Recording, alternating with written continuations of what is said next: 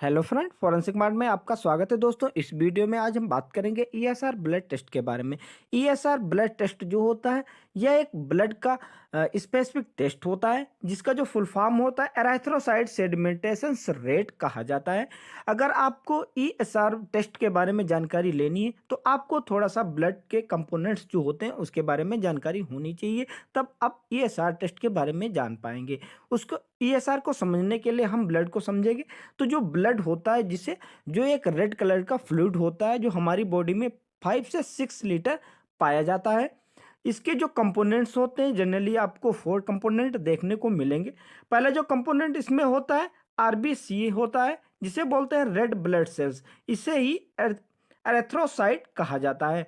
Next होता है WBC. WBC जो पाई जाती है वाइट ब्लड सेल्स इसे कहा जाता है। और थर्ड होता है प्लेटलेट्स, प्लेटलेट्स पाई जाती हैं। और फोर होता है प्लाज्मा। तो इसमें जो ब्लड में जो प्लाज्मा होता है वो 55% आप में पाया जाता है।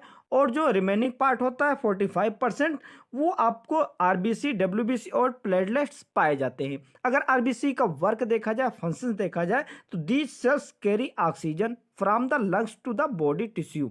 ये क्या करता है, जो ऑक्सीजन होता है लंग्स से सेल्स तक पहुंचाता है, बॉडी में पहुंचाता है आरबीसी जो रेड कलर की होती हैं। नेक्स्ट है डब्ल्यूबीसी। जो डब्ल्यूबीसी होती हैं ये वाइट कलर की होती हैं। ये हेल्पिंग करती हैं फाइट इन्फेक्शंस एंड डिजीज। जो डिजीज होती हैं या इम्यून सिस्टम होती है उसमें जो इन्फेक्शंस होता है उसको फाइट करने के लिए डब्ल्यूबीसी काम आती हैं। नेक्स्ट है प्लेटलेट्स। जो प्लेटलेट्स होती हैं ये दीज स्मॉल होती हैं और कलरलेस सेल्स होती हैं। Fragment help stop bleeding. जो ब्लीडिंग होती है उसको स्टॉप कराने का काम प्लेटलेट्स करती हैं।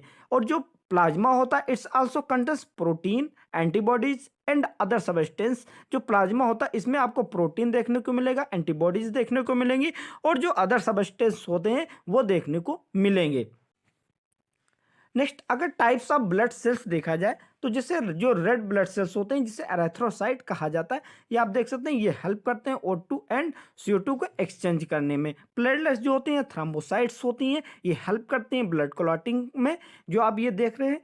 नेक्स्ट है जो वाइट ब्लड सेल्स होती है जिसे ल्यूकोसाइट्स कहा जाता है। इसमें आपको डिफरेंट डिफरेंट टाइप के सेल्स देखने को मिलेंगे, जैसे न्यूट्रोफिल्स होती हैं, इस्नोफिल्स होती हैं, बेसोफिल्स होती हैं, लिम्फोसाइट्स होती हैं, मोनोसाइट्स होती हैं। ये सभी जो सेल्स होती है फाइट करती हैं अगेंस्ट इन्फेक्शन। जो इन्फेक्शन होता है उससे ये फाइट करती हैं। अब बात करें ईएसआर ब्लड टेस्ट के बारे में। जो ईएसआर ब्लड टेस्ट होता है जिसे बोलते हैं erythrocyte sedimentation rate is the time is takes for your red blood cells to settle at the bottom of the test tube.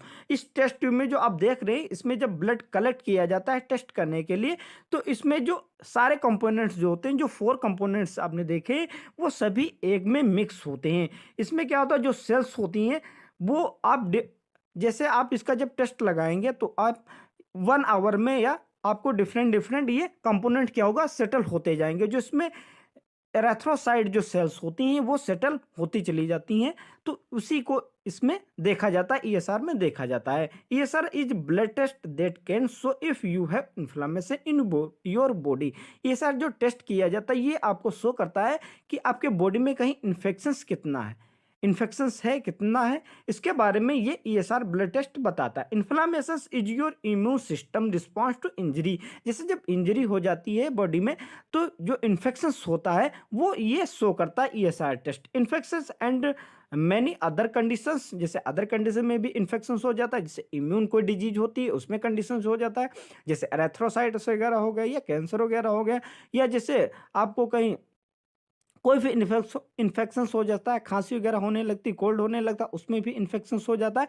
तो वो सब कुछ ईएसआर में शो किया जाता है। सिस्टम डिसऑर्डर, सर्टन कैंसर हो गया, जैसे ब्लड डिसऑर्डर्स हो गया, ब्लड में कोई डिसऑर्डर होगा, तो ये सब कुछ बताता है। इसमें क्या देखा जाता है, जैसे आप ये देख रहे हैं इसमें ऑक्सीजनेटेड, डीऑक्सीजनेटेड ब्लड इसमें होता है, एंटीकागुलेंट होते हैं और वेस्टर्न ट्यूब हो गया। तो इसमें क्या देखा जाता है, जो सेटलमेंट होता है जैसे 15 मिनट, 13 मिनट और 60 मिनट। पर 16 मिनट में कितने जो है सेटल हो रहा है एरेथ्रोसाइट, जो आरबीसी जो होती है वो कितनी सेटल हो रही हैं 1 आवर में, उसके रेंज देखी जाती है पर में। तो क्या होता है इसमें आप जैसे देख सकते हैं 15 मिनट्स में क्या होता है इतने सेटल हो गए हैं। नेक्स्ट आप देख सकते हैं इसमें थोड़ा आपको ज़्यादा सेटलमेंट देखने को मिल रहा है, और एक जो 60 मिनट होता है 1 आवर में आपको देख सकते हैं कि कितना सेटलमेंट देखने को मिल रहा है आरबीसी का। नेक्स्ट बात क्या, नॉर्मल रेंज की। जो ईएसआर होती है उसका नॉर्मल रेंज कितना होना चाहिए, ये आप देख सकते हैं। जैसे 0 से 115 से 20 होता है इसका। अब अगर आप नॉर्मल रेंज जो इसकी होती है अंडर 15 ईयर्स ओल्ड, अगर कोई भी व्यक्ति 50 ईयर्स के नीचे है तो उसका जो ईएसआर वैल्यूज होती है वो 15 पर आवर में होती है। उसकी जो वैल्यूज होती है वो 15 होती है, उससे कम ही उसकी वैल्यूज देखने को मिलेगी पर आवर में, जो सेटलमेंट होता है आरबीसी का, जो एरेथ्रोसाइट सेटलमेंट होता है। नेक्स्ट है मैन ओवर 50 ईयर्स। अगर किसी व्यक्ति में 50 से ज़्यादा उसकी एज है तो उसमें जो ईएसआर की जो वैल्यू देखने को मिलेगी लेस देन 20 पर आवर। 20 जो होती है वो लेस, उससे लेस पे ही पर आवर में देखने को मिलेगा। वोमेन अंडर 15 ईयर्स, अगर कोई भी वोमेन जो है उसका जो एज है वो 15 ईयर के अंडर है, उसके कम है, तो लेस देन 20 पर आवर ये देखने को मिले रेंज मिलेगी। वोमेन ओवर 15 ईयर ओल्ड है, ये 15 ईयर से एज ज़्यादा उसकी अगर है तो उसका लेस देन 30 पर आवर में ये देखने को रेंज मिलेंगी। यदि कोई चिल्ड्रेन है, कोई बच्चा है, तो उसमें जो आपको वैल्यूज देखने को मिलेगी 10 पर आवर से कम ही इसकी रेंज देखने को मिलेगी। यदि कोई रेंज इसकी बढ़ जा रही है तो एबनॉर्मलिटी होगी, या अगर कम आ रही है तभी एबनॉर्मलिटी आपको देखने को मिलेगी। ये आपको डिजीज शो करता है, किस किस डिजीज में, हर डिजीज में अलग इन्फेक्शन होता है। तो अब उसके बारे में, जैसे अगर आपका ईएसआर जो होता है उसकी वैल्यू ज़्यादा आ रही है, जैसे आपको मतलब 20 पर आवर से ज़्यादा आ रही है किसी मैन में, तो क्या होता है बॉडी वाइड इन्फेक्शंस, उसका क्या होता है किसी बॉडी में जो इन्फेक्शंस होता है उसको बताता है कि कहीं आपको ज़्यादा इन्फेक्शंस हो रहा है। बोन इन्फेक्शंस हो गया, आपके कहीं बोन में इन्फेक्शंस हो गया, ये स्पेसिफिक कंडीशंस को नहीं बताता है, लेकिन हाँ आपके बॉडी में इन्फेक्शंस हो रहा है उसके बारे में ये ईएसआर टेस्ट बताता है।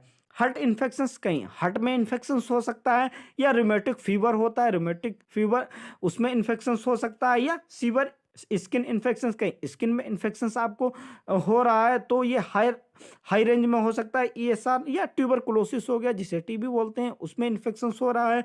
लंग इन्फेक्शंस हो गया सच जैसे निमोनिया हो गया, ब्रोंकाइटिस हो गया, या एम्फाइसीमा हो गया, तो ये इन्फेक्शन शो करता है ईएसआर हाई जब होता है। मेनिंजाइटिस हो गया, स्पेस्टिक या अर्थराइटिस हो गया, सेप्टिक अर्थराइटिस हो जैसे हो गया, या मलेरिया हो गया। इसमें क्या होता है जो ईएसआर की वैल्यूज होती हैं ये बढ़ी हुई आपको देखने को मिलेगी। एक्सीडेंट हो गया, या किडनी डिजीज हो गया, हार्ट डिजीज हो गया, डायबिटीज हो गया, ओबेसिटी हो गया, थायराइड डिजीज हो गया, तो ये सारी डिजीज जो होती है इसमें आपको ईएसआर की वैल्यू आपको ज़्यादा देखने को मिलेगी। अगर ईएसआर की वैल्यू लो देखने को मिल रही है तो आपको जैसे ये बीमारियां हो सकती हैं, जैसे ब्लड में कोई डिसऑर्डर हो गया हो, जैसे सिकल सेल अगर डिजीज है, सिकल सेल जो एनीमिया होती है उसमें जो ईएसआर की वैल्यूज आपको लो देखने को मिलेगी। आपके जैसे 15 पर आवर जो होती है उससे वैल्यूज कम देखने को मिलेगी। या जो हार्ट फेल्योर हो गया, इसमें आपको जो ईएसआर की वैल्यूज देखने को मिले कम मिलेगी, जैसे 10 पर आवर हो गई, या 10 से और भी कम हो गई, तो ये वैल्यूज देखने को मिले। लीवर जो किडनी डिजीज होती है उसमें जो आपकी ईएसआर वैल्यूज होगी वो कम देखने को मिली। लो प्लाज्मा प्रोटीन लेवल कम हो जाता है। या बोन मैरो डिसऑर्डर, जैसे बोन में कोई डिसऑर्डर हो गया, जैसे पॉलीसाइथीमिया हो गया which cause excess red blood cells production. ये क्या करता है, पॉलीसाइथीमिया में क्या होता है, बोन मैरो जो डिसऑर्डर हो जाता है, जो आरबीसी होती है उसकी मात्रा क्या होती है ज़्यादा बनने लगती है, एक्सेस मात्रा में रेड ब्लड सेल्स बनने लगती हैं, तो वो बोन मैरो के डिसऑर्डर्स का बताता है। नेक्स्ट है जैसे हाइपोफाइब्रिनोजेनेमिया, a condition when there is too little fibrinogen in the blood में ये इन्फेक्शंस बताता है, ईएसआर वैल्यूज कम हो जाती हैं जब। Why do I need an ESR, ESR की क्यों आवश्यकता होती है, हमें कब आवश्यकता होती है इसकी टेस्ट कराने की। जैसे आपको कहीं हेडेज काफ़ी दिनों से हो रहा है, जैसे माइग्रेन वगैरह हो जाती है, या अदर कोई एक्सीडेंटल हो गए उसमें आपको अगर हेडेज की प्रॉब्लम आ रही है तो आपको ये टेस्ट कराने की आवश्यकता होती है। अनएक्सप्लेन्ड फीवर, आपको काफ़ी दिनों से फीवर आ रहा है तो उसको टेस्ट करने के लिए आपको ईएसआर की आवश्यकता पड़ती है।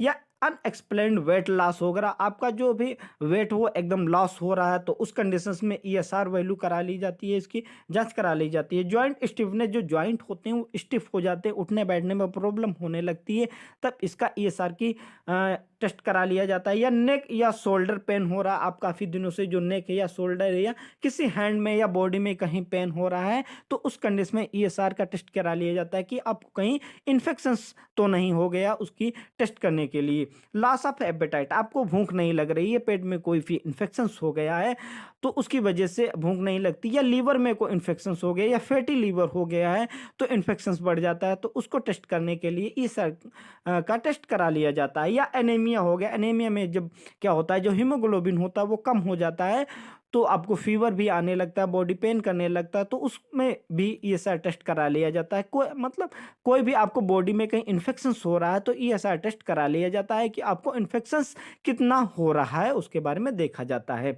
तो आप ये इससे आप जानकारी ले सकते हैं, जो ईएसआर की वैल्यू जो होती है कि आपकी बॉडी में कितना इन्फेक्शंस हो रहा है। Thank you for watching my video friends. यदि आपको जानकारी अच्छी लगी है तो हमारे वीडियो को लाइक करें, कमेंट करें, शेयर करें। यदि हमारे चैनल पर नए हैं तो हमारे चैनल को सब्सक्राइब कर लें, जैसे नेक्स्ट वीडियो मिल सके और ऐसी छोटी छोटी जानकारी आपको मिलती रहे। धन्यवाद दोस्तों।